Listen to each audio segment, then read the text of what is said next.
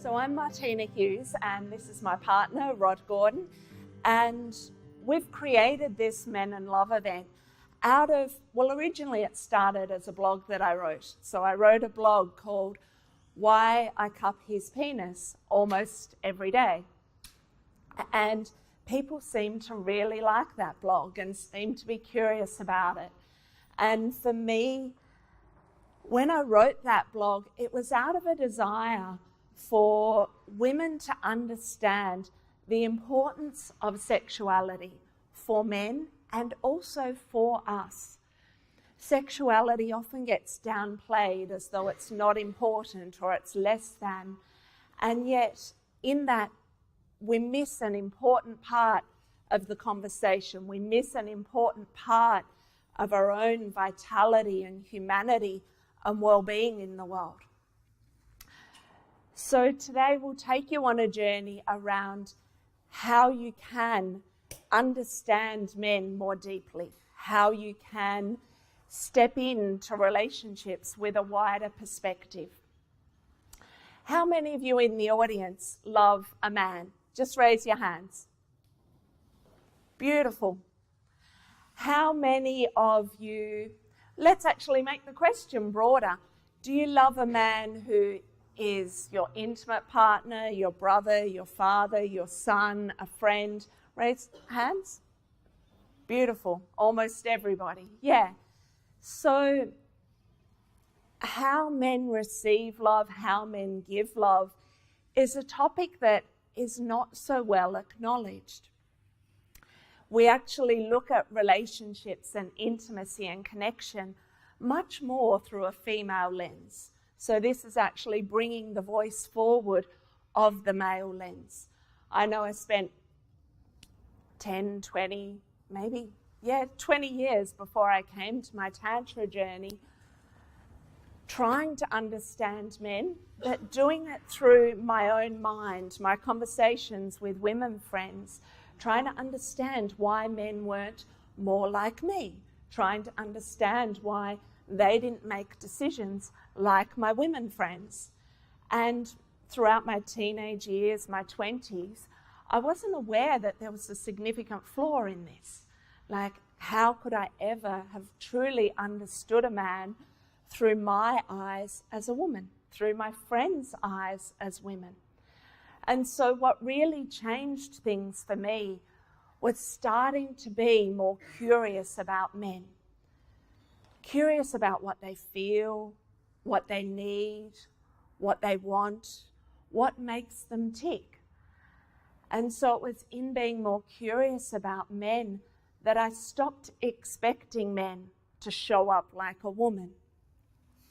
And when I stopped expecting men to show up like women, I began to really value and appreciate men for who they are. And I also gave myself much more space to actually show up with my fullness as a woman, because there were parts of me that I'd learnt to dull down. I see this a lot in society today. There's a lot of dulling down of our womanliness, dulling down for men of their manliness, and then people just kind of living this kind of shallow flat line in the middle. How many of you relate to kind of hanging out in that flat line in the middle and missing out on the juiciness of your womanly essence or your manly essence? Yeah, quite a lot of you. Yeah, it's really common, and it leads to this scenario of there's something missing. How many of you relate to having that gnawing feeling inside that something's missing? Yeah. And most of us want more. We want more for our own lives. We want more for our intimacy, relationships, and connection. And sadly, we don't know how to create that. And largely, we don't know how to create it because we were never taught. We were never taught these essential life skills in school. We were taught maths and grammar and history and all sorts of useless things. But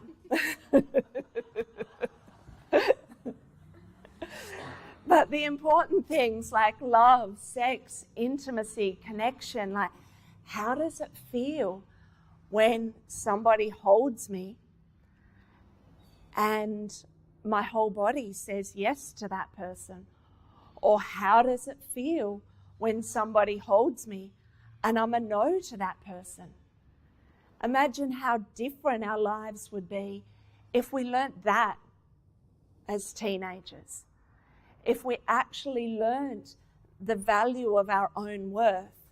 I know I spent a lot of time out there in the world trying to use men to prove my own worth, trying to use men to validate my existence, kind of going around saying, here I am, I'm sexually available, have sex, and then going, oh, why doesn't he love me? Why won't he love me now? I gave him sex. Because I had this idea, which a lot of young women have, and that was trying to trade sex for love. How many of you have done that journey of trading sex for love? And it's painful, right? It hurts. And I kept wondering why I was being rejected by men, why this relationship scenario wasn't working for me. But really, it wasn't working because I wasn't being true to myself. I didn't know how to include Martina. I didn't know how to show up with what's important to me, what's of value to me in the world. And so how could somebody choose me when I wasn't including me? And so it's very much my own personal journey through relationships, through life, that it's the foundation of these teachings around men and love. I don't have all the answers. I know some things that work really well in my life, things that Rod and I have been implementing in our relationship. We don't have it perfect. We don't have all the answers. But we're constantly experimenting, constantly using our own lives as a way of saying, what if we tried this? What if we tweaked that? For me to look at myself and go, how do I bring even more vulnerability to my relationship? How do I bring more of myself to Rod? Just a few short months ago, a mentor of mine said to me, bring more of your vulnerability to Rod. And I went, is she kidding? Like, I'm so vulnerable in this relationship. I thought she'd lost the plot. I was like, how can I bring more? So I went home after her advice and had a look inside, and I went, there are chunks of me that I'm keeping separate from the relationship. There are parts of me, myself, my inner world, that I don't want to share with Rod because I'm still protecting myself. And what I saw in those few months since her now beautiful advice is that our relationship has deepened. We've gone another layer into intimacy and connection, and it shows up in our sex life. It shows up in our communication. It shows up in how we respond to each other each and every day. And so whilst we don't have all the answers, I know that we have some very valuable keys that do make a difference. And I know that most people want to be living more in relationship. So if you take one thing that we offer you today and apply that to your life, I know that you can have the experience of more joy, more juice, more sexiness, more intimacy in your relationships. And the tip from the piece I've just shared with you is obviously vulnerability. So my journey, just to give you a little bit of a background of what's brought me to be here with you today, I came to the journey of Tantra in my early 30s. And when I came to the journey of Tantra, so much shifted in my world. I discovered my feminine for the first time. Prior to Tantra, I was trying on my feminine from the outside. I'd wear a pretty dress or put on some makeup and go, oh yeah, I look feminine now. But I didn't actually feel feminine from the inside. When I first came to Tantra, I had an experience of coming really deeply into my own body and then being alive with fire. Fire, orgasmic energy, feelings, emotions. There was a sense of just energy pulsing through my body constantly. It was disorienting, unnerving, and also amazing. I was like, oh, I'm orgasmic. I can be orgasmic all the time. I can be orgasmic when I drive the car. I can be orgasmic when I sit on the beach. I can be orgasmic when I sit on my couch. And there's a lot about that that was really fun.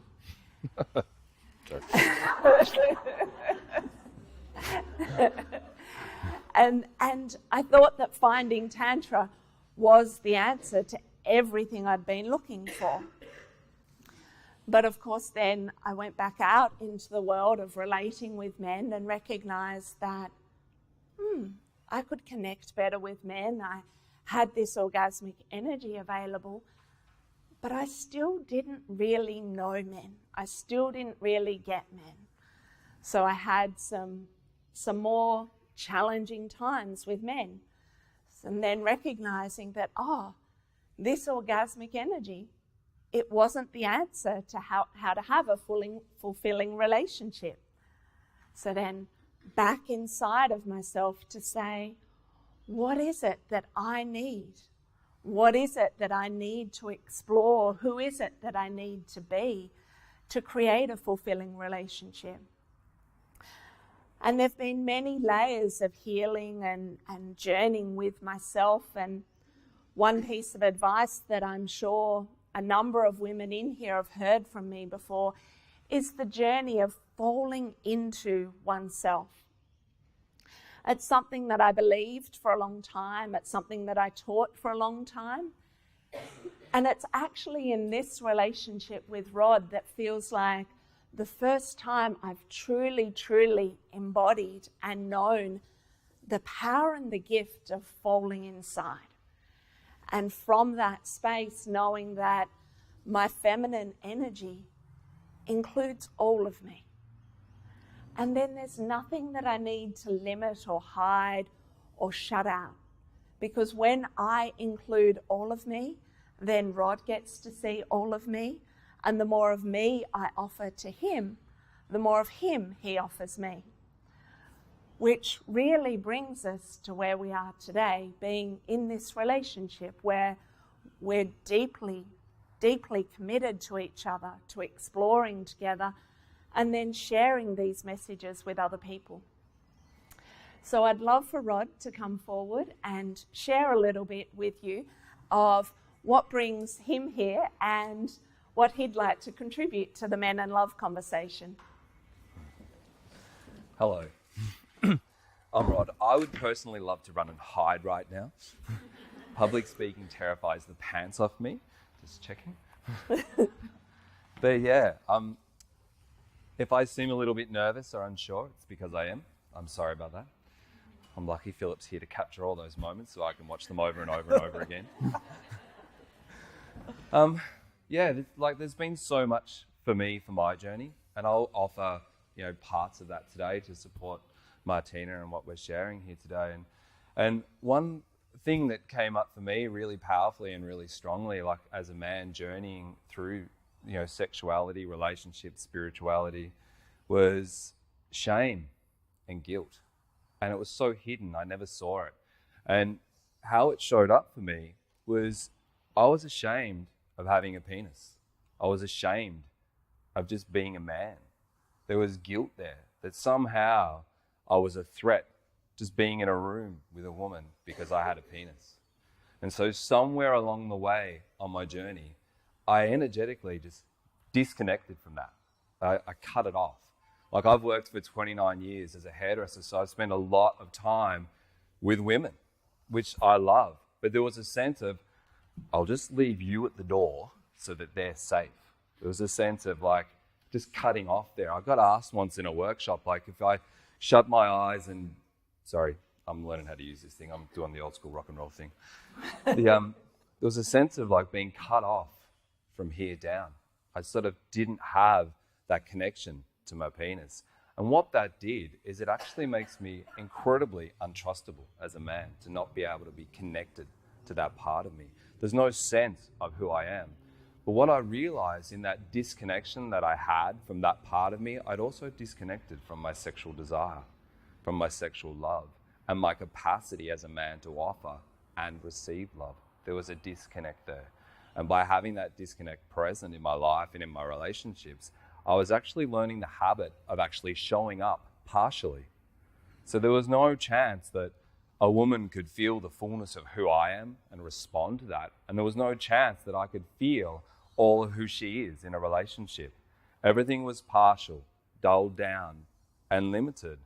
And I'm by no means saying that men should project their sexual energy out, which is a horrible, barbaric thing that's been done in the past. The wolf whistling, the lewd comments, and the things like that. But there's a big difference between appreciating the beauty around you in the form of nature, the form of a woman, and breathing that in and allowing myself to feel that, and then projecting that out into the world. The projecting it out is just unsavory. It's not okay.